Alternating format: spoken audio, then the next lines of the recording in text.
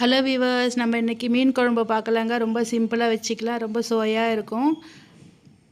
நான் வந்துட்டு இன்றைக்கி ஜிலேபி மீனில் பண்ணுறேங்க. இந்த குழம்பு ரொம்பவும் சுவையாக இருக்கும். இந்த ஜிலேபி மீனில் முள்ளும் இருக்காதுங்க. நல்லா பாருங்கள் எப்படி இருக்குது.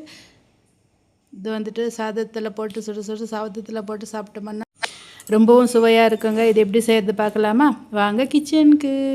முதல்ல இது மாதிரி ஒரு அகலமான அடிகனமான ஒரு பாத்திரத்தை வச்சுருக்கேங்க. அதில் கொஞ்சமாக எண்ணெய் விட்டுக்கலாம். ஒரு 2 கரண்டி அளவுக்கு எண்ணெய் விட்டுக்கிட்டு கொஞ்சம் வெந்தயம் போட்டிருக்கேங்க. குழம்புக்கு வெந்தயம் ரொம்ப நல்லா இருக்குங்க. கொஞ்சம் கடுகு போட்டுக்கலாம். மீன் நல்லா இது மாதிரி வாஷ் பண்ணி வச்சுருக்கேங்க. ஜிலேபி மீன் எடுத்திருக்கேன் நான் இன்றைக்கி.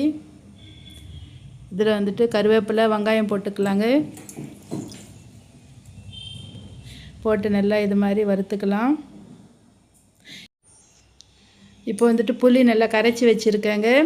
கரைச்சி வச்ச புளியில் மஞ்சத்தூள் போட்டுக்கலாம். ஒரு பெரிய எலுமிச்சங்காய் அளவுக்கு புளி எடுத்துருக்கேங்க.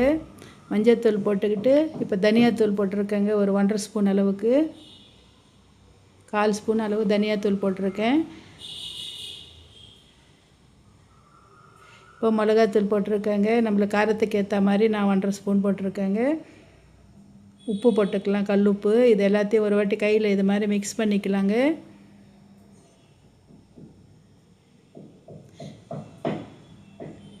வெங்காயமும் நல்லா வதங்கி வந்துக்கிட்டு இருக்கு. இப்போ தக்காளி, ஒரு பெரிய தக்காளி, ஒரு 3 தக்காளி இது மாதிரி அரிஞ்சு போட்டிருக்கேங்க மெலிசா. நல்லா வதக்கிக்கலாம்.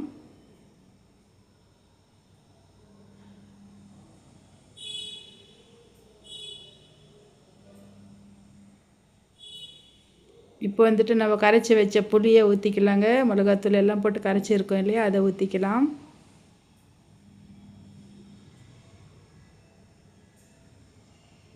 தண்ணி ஊற்றிக்கலாங்க. நம்மளுக்கு எவ்வளோ அளவு வேணுமோ அவ்வளோ தண்ணி ஊற்றிக்கலாம். இப்போ உப்பு பார்த்துக்கலாங்க. உப்பு கம்மியாக இருந்தால் உப்பு போட்டுக்கலாம். நல்லா கொதித்து வந்துக்கிட்டு இருக்கு பாருங்கள். இந்த நேரத்தில் பச்சை மிளகாய், ஒரு 3 பச்சை மிளகாய் இது மாதிரி கீறிட்டு போட்டுக்கலாம். இப்போ மிளகுத்தூள் போட்டிருக்கேங்க. ஒரு ஸ்பூன் அளவுக்கு மிளகுத்தூள் போட்டோம்னா நம்மளுக்கு மனம் ரொம்ப நல்லா இருக்குங்க. கவிச்ச வாடை வராது. நல்லா கொதிச்சுக்கிட்டு இருக்கு இல்லையா, இப்போ மீனை போட்டுக்கலாம்.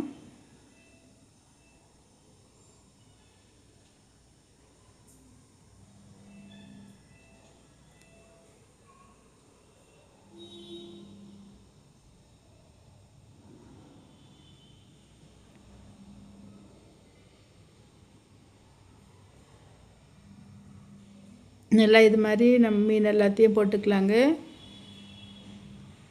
போட்டு நம்ம மூடி வச்சோம்னா இந்த மீனில் இருந்தும் தண்ணி வருங்க. கொஞ்சம் அந்த தண்ணியோடையும் நல்லா மேலேக்கு வந்துடும். அது பாருங்கள், நல்லா மீன்லேயும் தண்ணி வருன்றதுனால தண்ணி லிமிட்டாகவே ஊற்றி வேக வச்சுக்கணும்.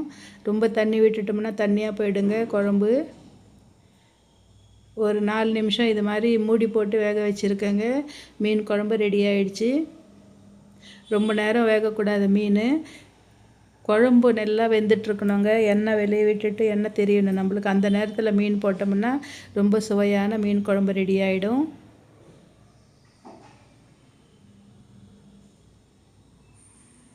சாதம் எடுத்துகிட்டு வந்தாச்சுங்க.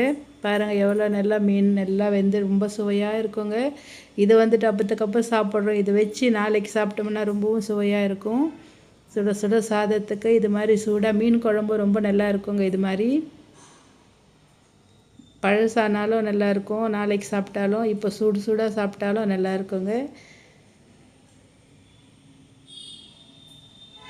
எங்கள் வீட்டுக்காரருக்கு மீன் குழம்பு ரொம்ப பிடிக்குங்க.